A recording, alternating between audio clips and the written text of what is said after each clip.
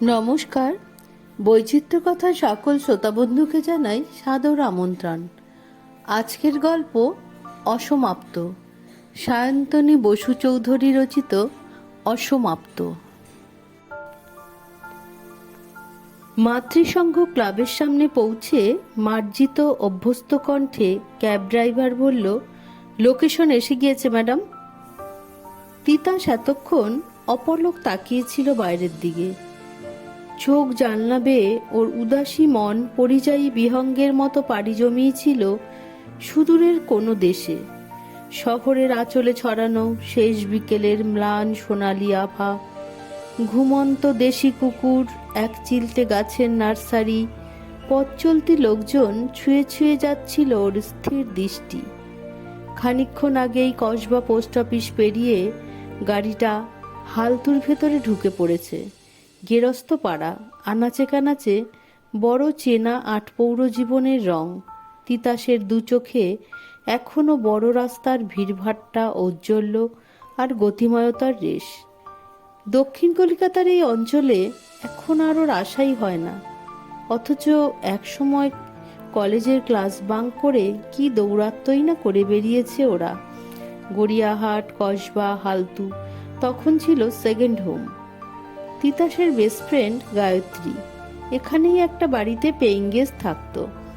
দক্ষিণ ভারতের মেয়ে গায়ত্রী, কত দুপুর যে ওরা একসঙ্গে শপিং, হুল্লোড়, খাওয়া দাওয়া করে কাটিয়েছে হিসেব নেই। তিতাসের কোলের উপর রাখা ফোনের স্ক্রিনে খোলা বেশ পুরনো কিছু হোয়াটসঅ্যাপ কথোপকথন, বেশিরভাগই একতরফা। কালভদ্রে মিতুলের প্রশ্নগুলোর দায়সারা উত্তর দিয়েছে তিতাস, কখনো এড়িয়ে গিয়েছে তাচ্ছিল্য ভরে। উড়ো কথার জমা হয়েছে ঝরা পাতার মতো। শুধু জীবনের পৃষ্ঠা থেকে তাদের আর সরাতে পারেনি কেউ। কেমন আছিস দিদি? আমি আজও তোর অপরাধী, এখনো ক্ষমা করিসনি না? মিতুলের সঙ্গে দূরত্বটা তো কখনোই কাঙ্ক্ষিত ছিল না।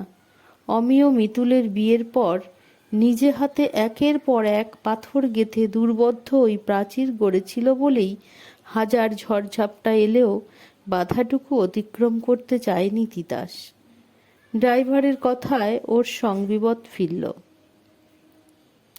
আধ ভেজা অবিন্যস্ত চুলগুলোকে ক্লাচারে আটকে ভাড়া চুকিয়ে নেমে পড়েও।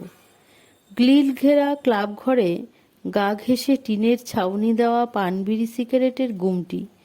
সামনে জনাসাথে স্থানীয় মানুষ, ধীর পদক্ষেপে এগোয় তিতাস। ভিড়টার পিছনে একটু দূরত্বে দাঁড়িয়ে বলে, দাদা, অমিয়ভূষণ মুখোপাধ্যায়ের বাড়িটা? কম্পমান গলার প্রশ্নটা শেষ হবার আগেই গুমটির ভিতর থেকে জিরাফের মতো গলা বাড়িয়ে দোকানি ভদ্রলোক বললেন, এই যে দিদিভাই, ডান হাতে এগিয়ে গলির ভেতরে ঢুকেই 2 নম্বর বাড়িটা। তিতাস ভদ্রলোকের আঙুল অনুসরণ করে পিছন ফিরতেই ভিড়ের মধ্যে অমিয়র আকস্মিক মৃত্যু নিয়ে আলোচনাটা শুরু হয়ে গেল। দোকানির গলাটা সদ্য পরিচিত বলে সেটাই সর্বাগ্যে ওর মনোযোগ দখল করে নিল। সকাল থেকেই দলদল লোক আসছে। চেনা পরিচিত তো আর কম ছিল না। অমিয়দা লোকটা ভালো ছিল। আমার ছেলের পড়াশোনার ব্যাপারে কি কম সাহায্য করেছে? জীবনের কোনো দাম নেই ভাই। জলজান্ত লোকগুলো পটপট করে মরে যাচ্ছে। এই তো কাল সন্ধে 7টার সময় সিগারেট নিয়ে গেল। সকালে চোখ খুলে শুনি লোকটা আর নেই। অচেনা এক কণ্ঠস্বর বলল, হার্ট অ্যাটাক। আগেও হতো, কিন্তু আজকাল যেন বেড়ে গেছে। এই তো 3 মাস আগে আমার ভাইরা ভাই চলে গেল, same case, massive attack. Titas পায়ের গতি বাড়িয়ে দেয়। সকাল থেকে ওর বুকের ভেতরে একটা শুষ্ক বাতাস ঘূর্ণির মতো পাক খাচ্ছে। ঘুম চোখেই খবরটা কানে পৌঁছেছিল। কনফারেন্স কলে ওকে জুড়ে নিয়েছিল সাক্ষ্য। ফোনের অপর প্রান্তে মা ফুপিয়ে ফুপিয়ে কাঁদছে তখন। মাছবাজারের কোলাহল, টোটো রিক্সার হর্ন, দর কষাকষির সঙ্গে মিশে থাকা কান্নার শব্দ ছাপিয়ে তিতাস শুনতে পাচ্ছিল সাক্ষ্যর শান্ত গলাটা। মা কি বলছেন শোনো তিতাস। আচমকা মায়ের কান্না শুনে ওর বুকের ভিতরে সে কি তোলপাড়। ও বাড়িতে থাকে মোটে 2টি বয়স্ক প্রাণী। কোনো বিপদ আপদ হলো না তো? তিতাসের জিভ জড়িয়ে যাচ্ছিল। ক্ষণিকের জন্য চোখের সামনে জমাট বাঁধা অন্ধকার, পর মুহূর্তেই যে কি শুনতে হবে সেই ভাবনা হৃদস্পন্দন থেমে যাওয়ার মতো অবস্থা। কি হয়েছে মা? বাবা ঠিক আছে তো? কাঁদছো কেন তুমি? প্লিজ বলো। হালকা করে ধমক দিয়েছিল সাক্ষ্য। আরে বাবা শান্ত হও, কথাটা শোনো তো আগে। তখন অতি কষ্টে ওর মা কেটে কেটে বলল, অমিয় আর নেই রে, কাল অনেক রাতে। কথাটা শেষ না করেই আবার কান্নায় ডুবে গেল মা।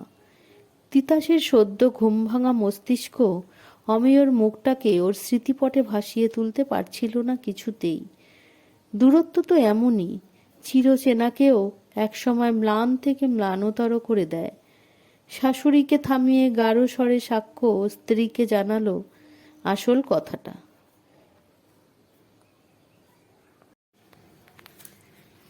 কাল শেষ রাতে মিতুলের হাজব্যান্ড এক্সপায়ার করেছে। Massive attack. ওহ!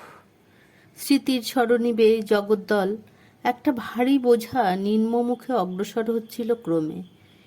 ওই একটা শব্দ উচ্চারণ করেই থমকে গিয়েছিল তিতাস।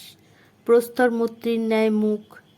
কাঁদতে পারেনি, এখনো ওর কান্না আসছে না, কেবল মুখটাই যা মেঘাচ্ছন্ন। সকাল থেকে নিজের আচরণ অদ্ভুত রকমের অসামঞ্জস্যপূর্ণ বলে মনে হচ্ছে তিতাসের। মা হয়তো আশা করেছিলেন ও কিছু বলবে, নিদেন পক্ষে মিথুলের জন্য দুঃখ প্রকাশ করবে, সামান্য হলেও কাঁদবে, কিন্তু না। তিতাস যেন ভাবগম্ভীর এক সন্ন্যাসিনী। জন্ম মৃত্যু বিরহ উল্লাস কিছুই যাকে স্পর্শ করতে পারে না, অতিশয় আনন্দের ক্ষণেও সে যেমন স্থির, গভীর বেদনাতেও তেমনি অবিচল। কিছু বলবি না তিতি? জানিস, মেজমাসি জানালো মিতুটা কেঁদে কেঁদে জ্ঞান হারিয়ে ফেলছে। একরাশ নৈঃশব্দ ছাড়া মাকে আর কিছুই ফিরিয়ে দিতে পারেনি তিতাস। ফোন রাখার আগে বলল, মা বলল আমরা যাচ্ছি, পারলে তুইও আয়। আপনজনের দুর্দিনে পাশে দাঁড়ানোটা নৈতিক কর্তব্য, কথাটা ভুলিস না। তারপর সাক্ষ্য বাজার থেকে ফিরে খুব সাবলীলভাবে জানতে চেয়েছে, গাড়ি নিয়ে যাবে তো? মধুকে ডেকে নি? দরকার নেই, আমি ক্যাব বুক করে নেব। অতি সংক্ষেপে জানিয়েছে তিতাস। সাক্ষ্য অফিস চলে গেলে হেলায় অনেকটা সময় ব্যয় করেছে। অমিয়র লেখা বইগুলো তাক থেকে নামিয়ে ঘুরিয়ে ফিরিয়ে দেখেছে। পুরী বেড়াতে গিয়ে অমিয় যেসব প্রবাল ঝিনুক আর করিয়ে এনে দিয়েছিল ওর 18 জন্মদিনে, সেগুলো হাতে তুলে বুকের কাছে ধরে থেকেছে কিছুক্ষণ।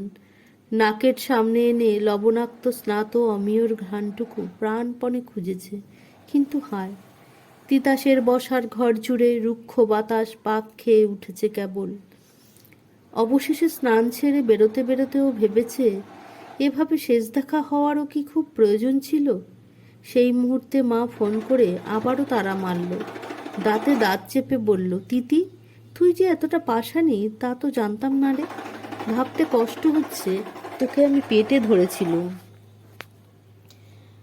আশেপাশের বাড়িগুলো যে পৌরা তা তাদের গণ্ডদেশের ঈষৎ কালচে ছোপ আর মেচেতার মতো ছিটছিট দাগ দেখেই সহজেই উপলব্ধি করা যায়। বন্ধ দোকানপাট এখনো নিঝুম আমেজ গায়ে মেখে ঝিমোতে ব্যস্ত। টানা লম্বা পাঁচিলের উপর কান ভাঙা টবে অযত্ন লালিত কিছু পাথরকুচি আর রিও গাছ। ইটের নোনায় কাঁধ মিশিয়ে হেঁটে যেতে লেগে গেল মাথায় ঠেকে যায় ছেঁড়া পাপোশ, শীর্ণ নেতা, অলস ভঙ্গিতে ঝুলন্ত বেতের চুপড়ি। তিতাসের মনে পড়ে গেল মেজমাসিদের বাড়ির পেছনে আলো ছায়া ঘেরা ঠিক এই রকম একটা জায়গাতেই একবার হাতে নাতে ধরা পড়ে গিয়েছিল ওরা দুজন। অমিয় তখন কলেজের 3য় বর্ষে। তিতাসের উচ্চ মাধ্যমিকের প্রস্তুতি তুঙ্গে। বাংলা পড়তে এসে ভালো লাগার কথা অমিয় জানিয়েছিল, কেমন যেন খেলার ছলে, তবে সাড়া পেয়েছিল অবিলম্বে। অমিয়র ওরকম গমগমে আবৃত্তির গলা, কবিতা লেখার উদার হাত বরাবরই মুগ্ধ করত তিতাসকে। এক শ্রাবণ দিনে চুপি চুপি দুজন বদল করেছিল নিজেদের হাতের আংটি। কিন্তু অমিয়র বুকে মাথা রেখে কখনো সাহসের উষ্ণতা অনুভব করেনি তিতাস। বরাবরই ভীতু লাজুক মেয়ে, নিজেকে দমিয়ে রাখতে যে কি সুখ পেত। তিতাস তবু সাক্ষ্যের সামনে খোলা ডায়েরির মতো নিজেকে মেলে ধরতে পেরেছে। অকপটে জানাতে পেরেছে নিজের অতীতের কথা।